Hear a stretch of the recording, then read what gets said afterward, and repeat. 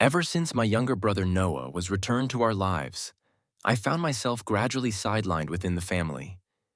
To compensate for his absence, our father promptly reassigned my role to Noah and entrusted him with the project I had dedicated myself to.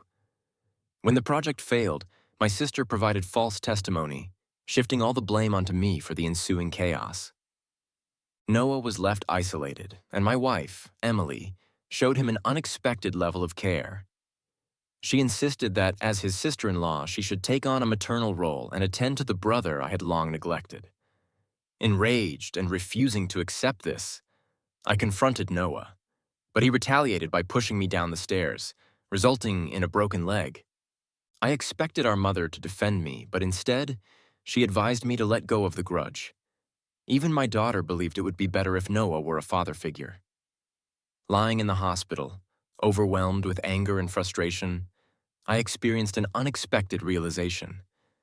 I was merely a villainous supporting character in an inspirational story. All my struggles, efforts, and sacrifices were meant for the protagonist, Noah, to succeed. Accepting my destiny, I handed over my wife and daughter to Noah, relinquished my inheritance, and left the country. However, when everyone believed I'd given up, abandoned by family and friends, I made a dramatic return and decisively took away Noah's rewards. When I first regained consciousness, my so-called family members were still blaming me. My parents, who had always favored me, now sided with my younger brother. My mother explained, "Noah didn't act intentionally.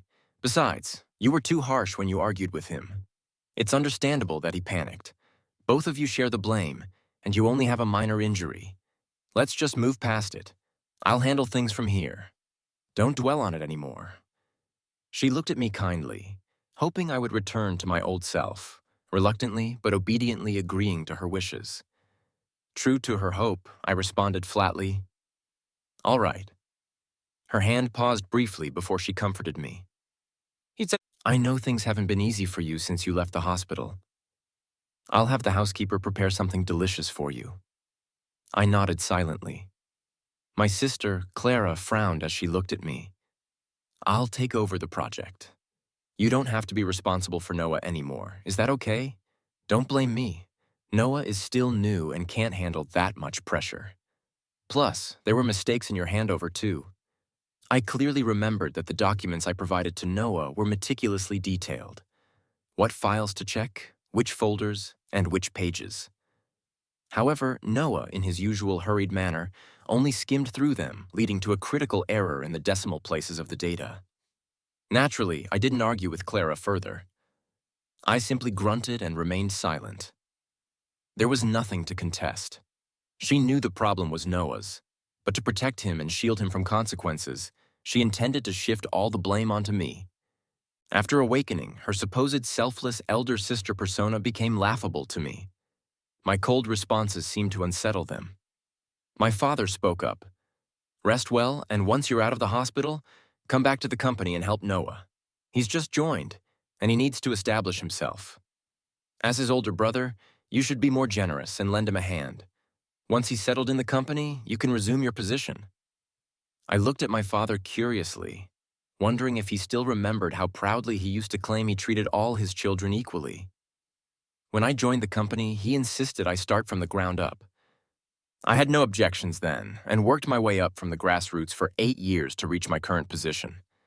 But when Noah mentioned joining the company, my father immediately gave him my role, allowing him to take over the project I was about to complete. I smiled at my father and said, "There's no need for me to resume my position. Once I'm out of the hospital, I'll handle all the handover work." My father frowned and asked, "James, what are you doing? Are you trying to mess with us?" I shook my head calmly and replied, "No, I'm just tired. I plan to resign."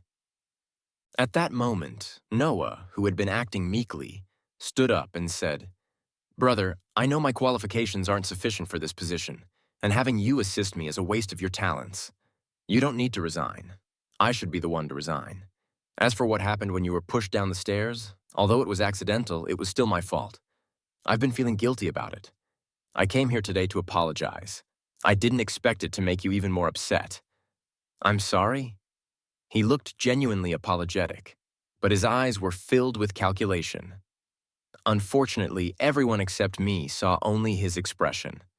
My father immediately reprimanded me. "Medan, I've taught you to have a broad heart since you were young. Is this how you treat your brother?" Our mother shook her head sadly. Noah was missing when he was born and suffered outside for so many years. It's only natural that we focus more on him now that we finally found him. James, why do you have to turn against the family over something like this? Clara looked at me coldly and said, "Dad, Mom, don't waste your breath. James is acting like a spoiled young master, thinking everyone should revolve around him. You've been so patient, and does he even care? He's selfish." I barely managed to smile, inadvertently recalling how things used to be before Noah's return, how warm my interactions with the family had been, but that warmth no longer evoked any emotions within me. It seemed to be a side effect of my awakening, no longer influenced by unnecessary feelings. I calmly replied, yes, you're all right, but I'm tired now. Is that okay?" Clara snorted and was about to speak, but my father intervened. "All right, James needs rest. Let's head home for now. Once you're out of the hospital, we can discuss things properly as a family." Our mother hesitated, then looked at me and said, "I'll come see you again in a few days." Noah turned to the woman beside him. "Sister-in-law, please take good care of my brother and Emily. Remember to be obedient and not make your father angry."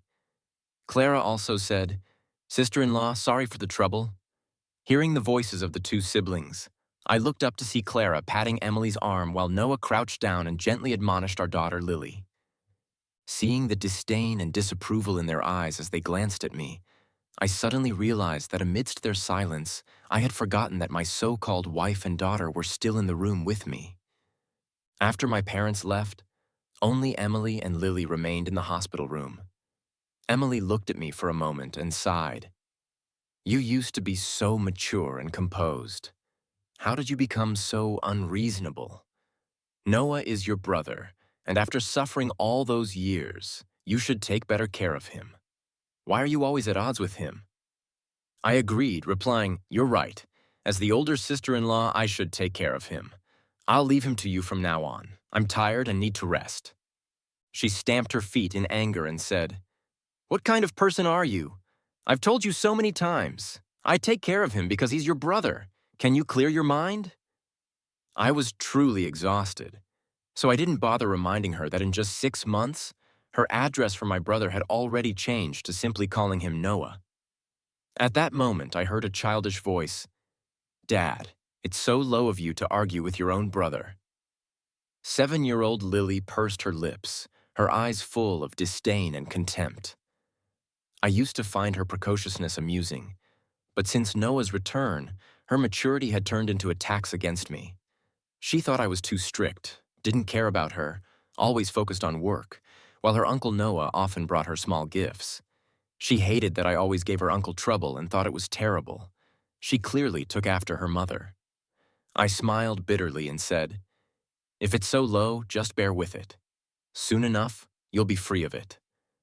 I closed my eyes and added, "All right, I really need to rest now." Just before I fully closed my eyes, I saw a flash of surprise and unease in Lily's eyes. I heard Emily scolding her, saying, "What are you saying to a child?"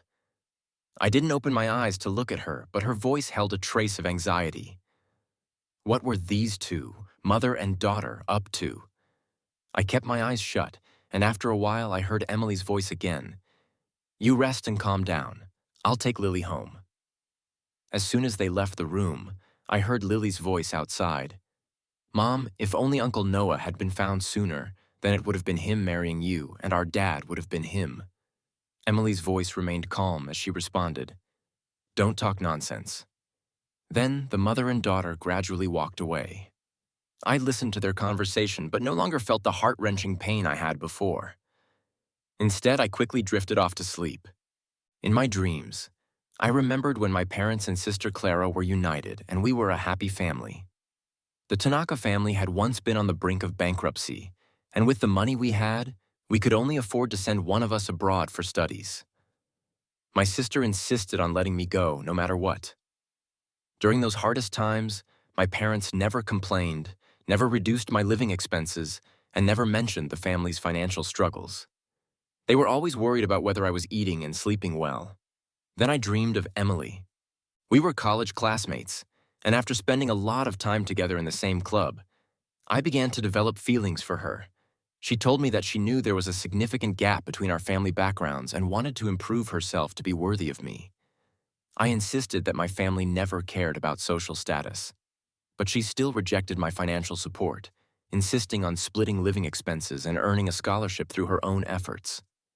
At that time, her love for me seemed so pure and sincere. I remembered once when one of her friends told her that a woman's youth is invaluable, that it's only natural to use a man's money, and that she shouldn't be fooled by me. As a result, Emily and her friend fell out and never spoke to each other again. My family knew we truly loved each other and supported our relationship. Later, we got married and had Lily. I once fell down a flight of stairs to save Lily and was unconscious for 3 days and nights. The doctor said I almost didn't make it. When I woke up, I saw Emily crying by my bedside, her eyes full of tears, saying that if I didn't wake up, she wouldn't live either. The scenes in my dream kept changing. Then I dreamed of Lily when she was 3 years old and fell seriously ill. At that time, Emily was out of town and couldn't return. I was in charge of a major project for Tanaka Industries, so I worked during the day and took care of Lily at night, sleeping only 10 hours over 7 days. After she recovered, I fell seriously ill. Back then, little Lily, with her red eyes, said she wanted to grow up quickly so she could take care of me and not let me work so hard. Sometimes I thought that my family's love and my love life were perfect. Life had its struggles, but overall it was going smoothly, and I was happy. I thought I would continue to be happy forever until Noah appeared in my life. When I woke up, I blinked, and the memories of that dream seemed so distant, as if I were watching someone else's story. I stayed in the hospital for another 2 days, and after confirming that everything was fine, I was discharged. On the day I left the hospital, neither my parents nor Emily, who had said they would come pick me up, showed up. Instead, as I was hailing a cab, I saw Noah's post on Moments. He wrote, "Thanks to Dad, Mom, Sister, Sister-in-law, and little niece for coming early this morning to celebrate my birthday." I smiled and swiped past the post. They had indeed given me unforgettable family warmth, which is why I agreed time and again to give way to Noah when they asked me to, but now I felt that enough was enough. I still have a bright future ahead of me and can't keep drowning in this inescapable quagmire. When I got home, I began packing my things and suddenly felt a wave of frustration. It wasn't because of them, but because I had lived in this house for so many years, and packing up all my belongings was going to take a lot of work. I kept packing until around 7 p.m., when Emily and Lily came back. Emily opened the door and, upon seeing me, looked guilty as she said, "Sorry, honey. We were celebrating Noah's birthday today, and I forgot you were discharged. I just took Lily to the hospital and only realized you had already gone home. But you should have let us know you were leaving the hospital. You made me and Lily run all the way there for nothing. Don't tell me you're mad about something trivial again." I shook my head and replied, "No, just busy. Forgot to message you." She frowned and said, "How could you forget something like this? And what's so busy about just getting discharged?" I responded, "Packing my clothes." She asked, "What's there to pack? By the way, Lily and I rushed to pick you up, but we didn't have time to eat." Lily walked over and awkwardly said, "I want shrimp noodle soup." This was her way of making up with me. Whenever we had an argument, she would soon come to me and ask for something she wanted to eat, and I would smile and go to the kitchen to cook it for her. Here I was, a vice president of a large corporation, managing so many employees. Yet for this mother and daughter, I would wash my hands and cook, learning to make meals. In the end, I had nothing and ended up in a miserable, tragic situation. What was it all for? But by now, I was also hungry, so I went into the kitchen. Out of the corner of my eye, I saw them both relax. 10 minutes later, I brought out a bowl of noodles and placed it on the table. Emily froze and asked, "Just one bowl?" Lily stopped in her tracks and asked, "Did you put chili in it and chicken drumsticks?"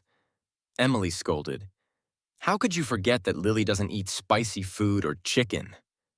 I took a sip of soup and smiled. "She doesn't eat it, but I do. I'm hungry too, so I thought it was fine to fill myself first. No problem. The expressions of Emily and Lily immediately darkened. Lily said stiffly, I'm not eating it. Emily shot me a cold glance and said, I'll take Lily out to eat. I ignored their retreating figures and happily finished my bowl of noodles. Then I went back to packing. Once I was almost done, I called my lawyer to discuss the divorce. I definitely couldn't use Tanaka's legal team, as that would mean letting everyone know I was planning to divorce before I was ready. It was better to find someone I trusted more. Emily and Lily didn't come home that night, but I wasn't bothered. After all, Emily was there as the mother, so there shouldn't be any problems. The next day, I went to the lawyer's office as planned. During the meeting, I received numerous calls, all from those so-called family members. I simply muted the phone. When I finished the meeting and came out, it was already dusk. I randomly picked a number and called back. As soon as the call connected, I heard my mother's anxious voice. She said, James, yesterday was Noah's birthday and we forgot to pick you up from the hospital. That's wrong. But you can't just ignore your wife and child like that. If it wasn't for them going to find Noah, I wouldn't even know you're not taking care of them. I was speechless. The nanny was off that day and there was no one at home. What else could I do? Besides, they aren't broke. They can go out to eat by themselves. She sighed. Listen to Mom. Don't stay mad at your daughter-in-law. Noah feels guilty too, and you're making him uneasy. Your dad and sister don't want to see him upset. I replied, Does that include you too? She said, James, don't say that. Both you and Noah are my sons. For Mom, the palms and backs of her hands are both the same. I asked in a neutral tone, So, what do you want me to do? She answered, Just apologize first and make it up to them. Then explain to Noah so he can feel better. What's the point of arguing over right and wrong in a family? I laughed. Fine, but I've been busy lately. I'll go see them in 2 or 3 days. She said, You child. I didn't wait for her to finish hanging up the phone. I thought it was time to finalize the divorce, which would at least make things easier for them. When I got home, Emily and Lily were already there. When they saw me, their faces were as cold as ice. Emily was the first to speak up. I didn't come back last night with Lily, and you didn't even care. Are you out fooling around? I didn't want to explain that I wasn't out fooling around. I just said, Well, you're the mother, right? I figured you'd take good care of her. Besides, you've said before that Lily thinks I'm too strict as a father and she's afraid when she sees me. You wanted me to give her some space, remember? Both Emily and Lily froze. They must have remembered that time when they didn't come home late. And Emily's calls went unanswered, almost making me call the police. Until I saw Noah's post on Moments, I felt like a bucket of cold water had been dumped on me.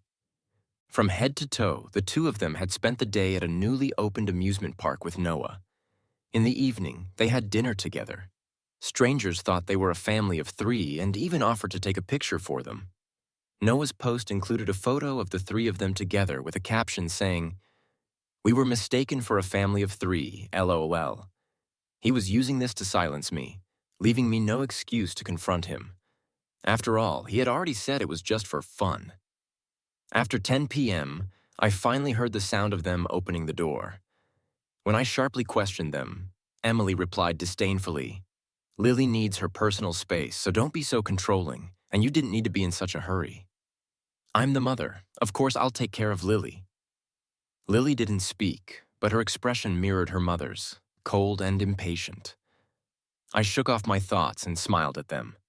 I hope you had fun. I'll go wash up now. By the way, I've already eaten out. If you haven't, you can order takeout. The nanny won't be back until tomorrow. Lily suddenly spoke up, nervously saying, There's a movie coming out next month that's perfect for a family of 3 to watch. By mid-month, if all went smoothly, Emily and I would have passed the cooling-off period and obtained the divorce certificate. I smiled at Lily and said, I'm busy, but you can ask Uncle Noah. He should be happy to take you. Lily stood there, a hurt expression flashing in her eyes. Her temper flared, and she said stiffly, You're right. I'll go with Uncle Noah then. With that, She stormed off to her room and slammed the door. Both mother and daughter were fond of slamming doors. Witnessing this, Emily angrily said, "James, have you had enough? Lily was trying to make amends, and you had to act all sarcastic. She's still a child. When did your heart become so small?" Then her tone shifted and she looked exhausted, saying, "James, I know you're mad at me. I can change. Lily will change too. Please don't act like this." If she had said this on any day before I went to the hospital, I would have told myself to let the past go. After all, they were my wife and child. I should trust them, but now it was too late. For the past 3 years, after every argument, I wanted to sit down and have a heart-to-heart talk with her. I just wanted to talk to her, but every time Emily would inexplicably shift the topic and accuse me of not admitting my faults.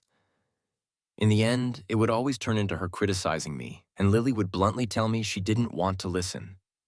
If I wanted her to get closer to me, I had to learn from her Uncle Noah how to interact with her. Instead of being so strict, I had learned to be more understanding, but they weren't happy with it. On Monday, I sent my resignation letter to Clara's email and began writing handover documents. Within 5 minutes, Clara summoned me to her office with a cold tone. "What are you trying to do now?" I replied, "Resigning." "What else would it be?" She laughed as if she had heard a joke. "How old are you? Still trying to threaten people with resignation?" Clara suddenly appeared somewhat helpless and said, "James, I apologize for my sister's attitude before. But why can't you get along with Noah? He's not even adopted. He's our biological brother." I had once hoped for that too, but Noah didn't want it. From the first day he entered the house, I saw the jealousy and hostility in his eyes. Noah was determined to take everything that mattered to me, and I was tired. I no longer wanted to fight him. Of course, Clara wouldn't believe it. So I said nothing and just looked at her. It seemed she realized I was serious, and her expression grew increasingly grim. Finally, she coldly said, "If you want to resign, talk to Dad about it." I nodded. "I will, but you'll follow the process here too. Also, hurry up and find someone to take over my responsibilities, whether it's Noah or anyone else. In a month, I'll be gone." Clara bit her lip and said, "Then leave." I turned to walk out, but when I reached the door, she called me back. "Are you resigning to save your relationship with Emily and Lily? If so, I can talk to them." I interrupted her. "I'm doing this for myself. I'll leave now."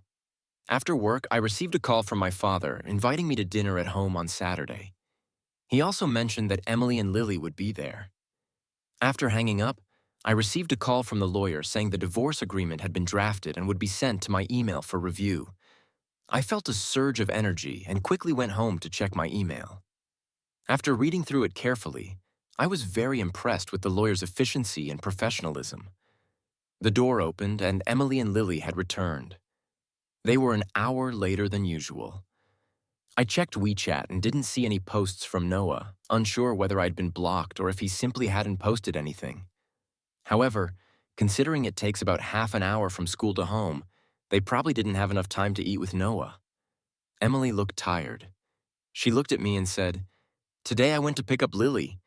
Her teacher said she hasn't been paying attention in class lately and has been very irritable, often arguing with her classmates."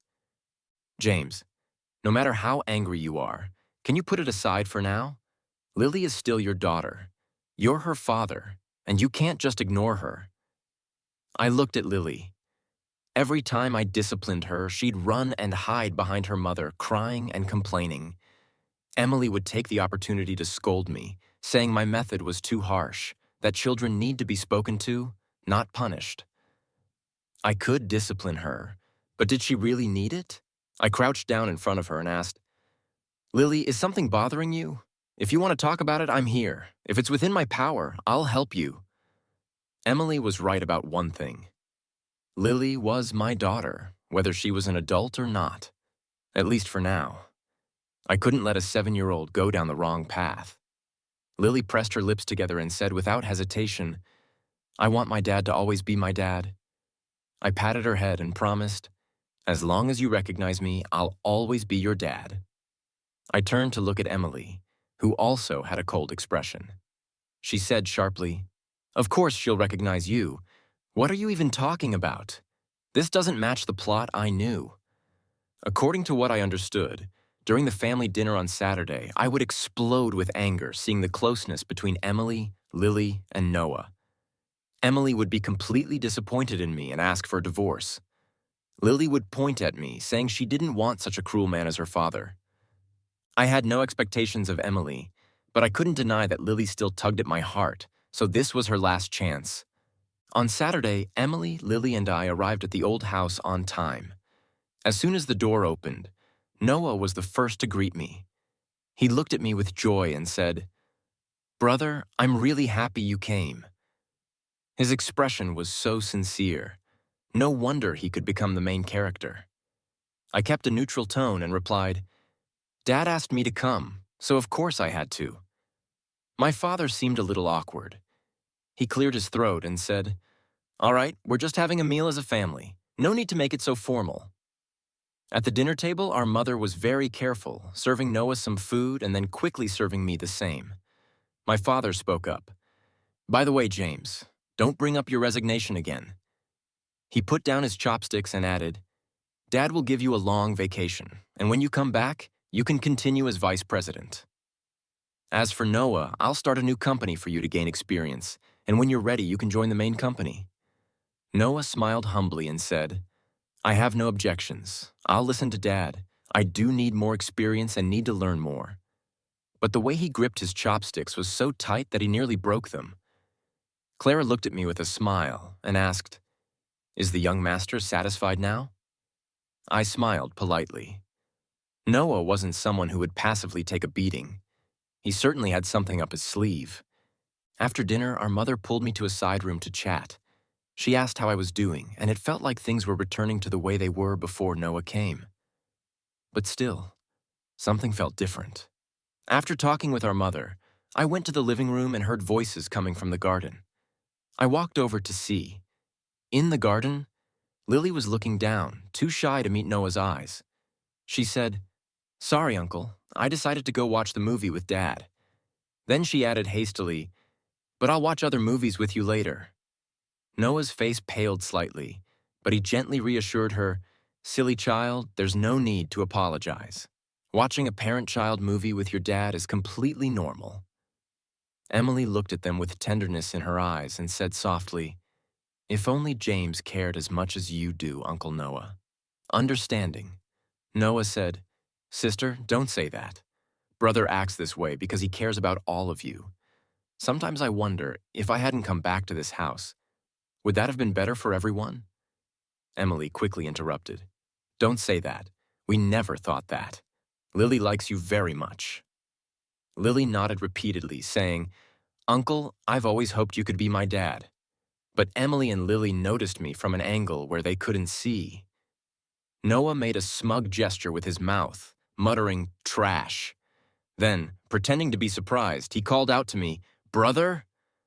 Emily and Lily were both startled and looked over at me, their faces filled with panic. Noah took 2 quick steps, grabbed my hand, and explained, "Brother, please listen to me. Just hear me out." His voice even had a hint of a sob. I calmly pried his hand away. Emily pursed her lips and said, "All right, Noah didn't mean anything by it. We didn't say anything wrong. James, don't be like this."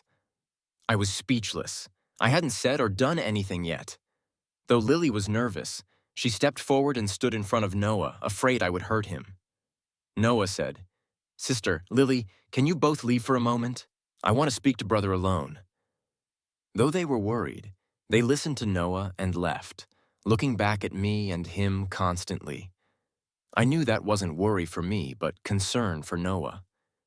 Once it was just the two of us, Noah's expression changed. He sneered and said, "Does it hurt to see the person you care about only care for me, brother? Why do you have so much hatred for me? I was only 2 when you were taken away." Noah gradually became unhinged. "Because I can't accept it." "Why?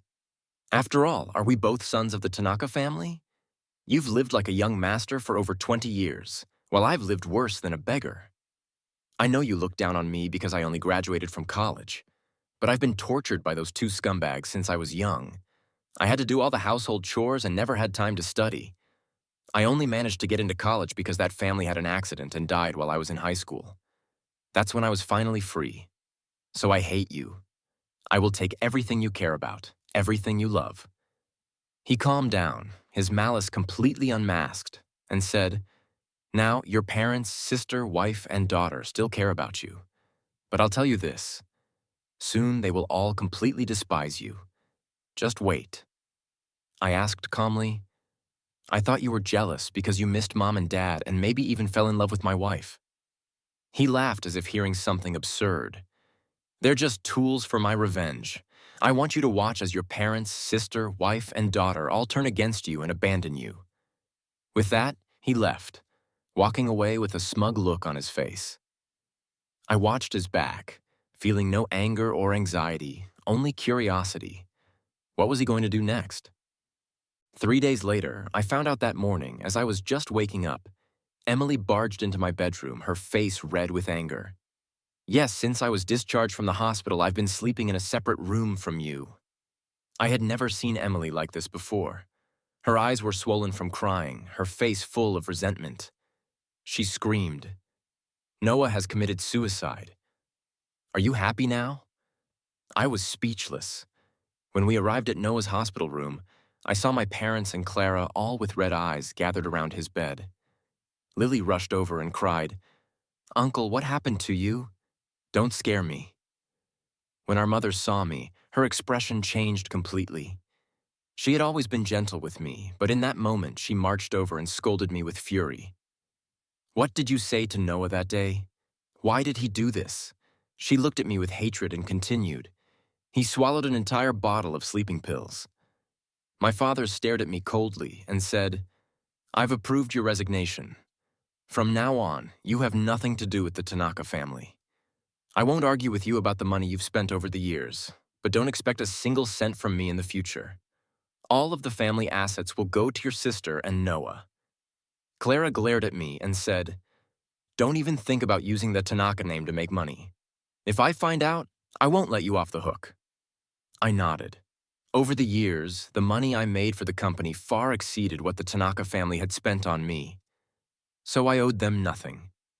During my time working there, I also made some personal investments with the salary I earned from Tanaka Industries, which allowed me to achieve financial freedom long before all this happened. Suddenly, my mother broke down in tears again, sobbing, "James, why have you become like this? Do you know that Noah wrote a suicide note saying he shouldn't have come back? When he was unconscious, he kept apologizing to you, saying he never wanted to take anything from you, that he didn't hate you. You two are brothers. Can't you forgive him?" I looked at my mother and thought, if Noah were awake right now, he would surely be enjoying this moment. I rolled my eyes and turned to leave, but the next moment, Emily stopped me, her voice trembling as she said, "Wait, I can't live with a man like you anymore. I'll contact a lawyer in the next few days to draft the divorce agreement." Lily, wiping her face, chimed in, "Yes, a man like that doesn't deserve to be my dad." She shouted angrily, "I don't want such a malicious person to be my father." Those words were the final blow. Then she threw herself onto Noah's bed again, crying, "Uncle, I was wrong. From now on, I'll only listen to you. I'll watch that movie with you. Just please wake up." I coldly replied to Emily, "No need to wait these 2 days. I already have the divorce agreement ready." Emily's face turned pale and she looked at me in disbelief. "You already have the divorce agreement? When did you prepare it?" I smiled slightly and replied, 2 days after I was discharged from the hospital." Emily's chest heaved as she stammered, "James, how dare you?" Clara couldn't tolerate my indifference anymore and grabbed my left hand forcefully, saying, "Go and apologize to Noah. Don't stop until he wakes up, or I'll never acknowledge you as my brother again." I raised my right hand and shoved her away. Before she could say anything else, I frowned and said, "Miss Tanaka, my left hand is severely injured. I hope you won't grab it so tightly." Clara froze, her expression changing instantly. Our parents also looked shocked, their faces turning pale.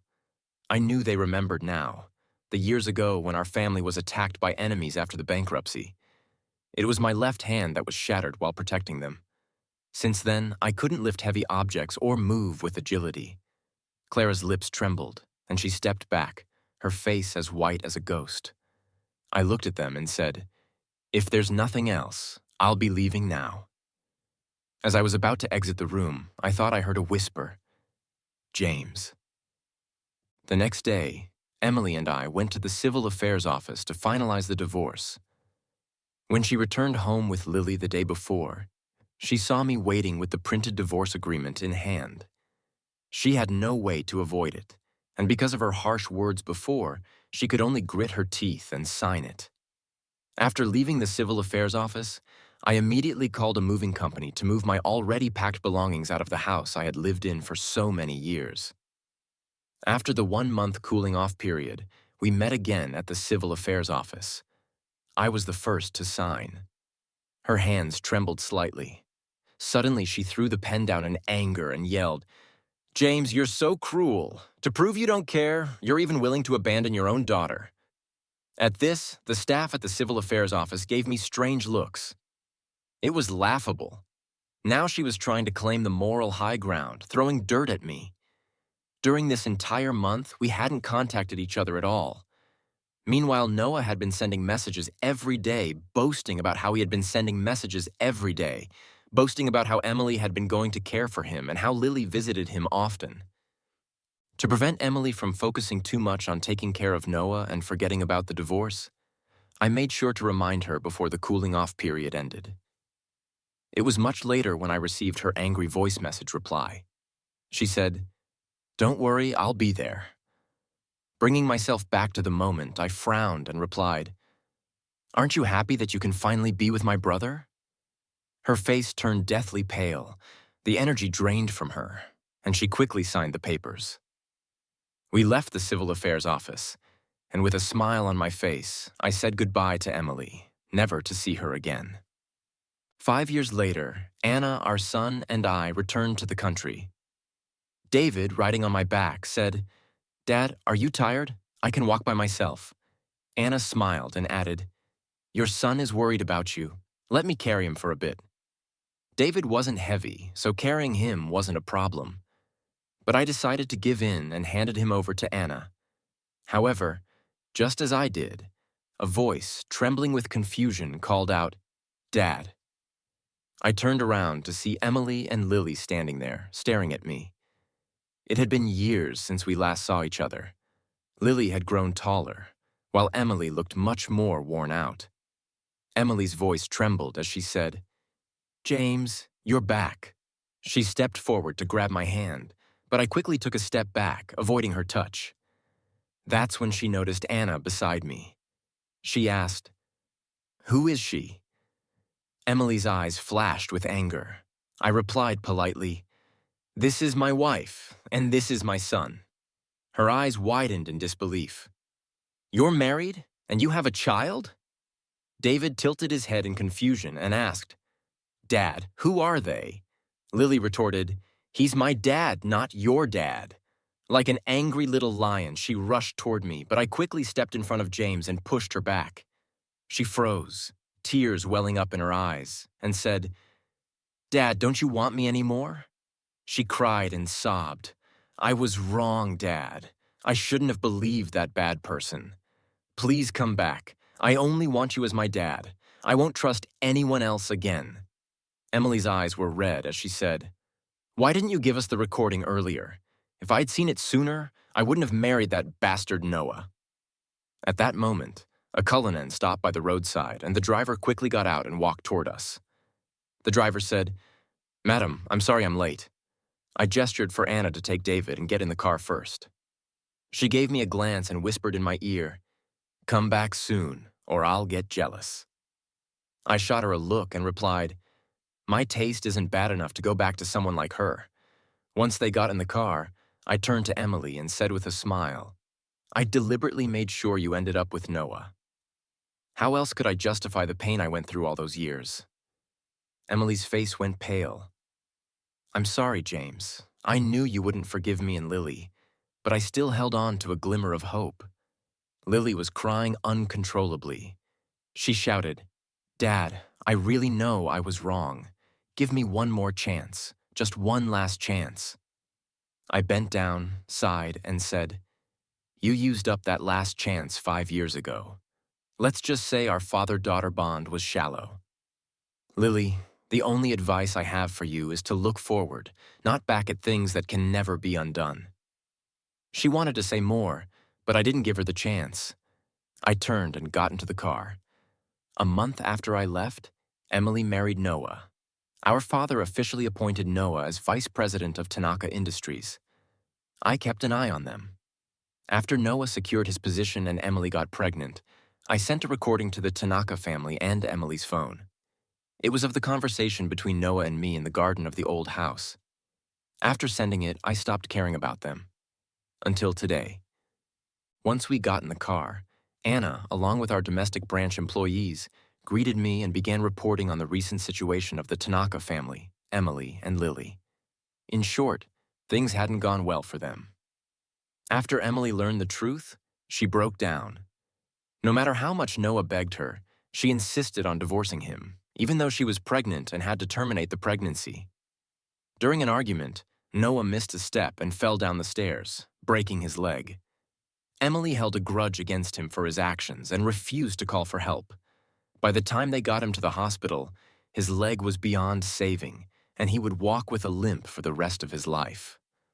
Noah tried to get the Tanaka family to intervene, but they saw him as a foe after receiving the recording. His mother avoided him. His father cruelly mocked him, saying that a disabled man didn't deserve to inherit the Tanaka family business. And Clara even kicked him out of the house with nowhere else to go. He clung to the idea of not divorcing, but Emily grew more and more distant, even moving to another house with Lily. Noah, filled with resentment, secretly sold the confidential information he had collected about Tanaka and Liu companies to rival firms. Both companies suffered significant setbacks in crucial projects. Their cash flows were cut off and they nearly went bankrupt. Now, both companies were barely holding on, having to sell assets and downsize. Noah, on the other hand, was sent to a care facility by the angry families of both companies. Clara spared him from the asylum, but the facility he was sent to was a beautiful, peaceful place. Though he would never leave, he would likely remain there for years and eventually might even end up in the asylum after all. When I heard this, I chuckled and said, Well, I should thank Noah. Without him, we wouldn't have gotten this advantage. Anna and I had returned to handle the acquisition of Tanaka and Liu's assets. Anna smiled, wrapping herself around me, and said, So it's all thanks to you, right? You sold their company secrets? She then remembered something and looked worried. I saw your daughter crying and begging today. You didn't soften, did you? You didn't, right? You can't be soft-hearted. I rubbed my forehead, exasperated. Are you done yet? Glancing at our son, who had already fallen asleep, I softened and said, David's my only child. She snorted. Well, that's better, I said. Wife, if you're so worried, why don't we have more kids? Let's have a few more. Oh, wait, I'm sorry, wife. Before I could finish, Anna angrily pinched my arm. During my time back in the country, my father, mother, and Clara all came to see me, but each time, I avoided them. Eventually, I couldn't avoid them anymore and had to face them. Years had passed, and my parents had aged significantly. Even Clara had a few strands of white hair, clearly showing how much they had been burdened by the company's issues over the years.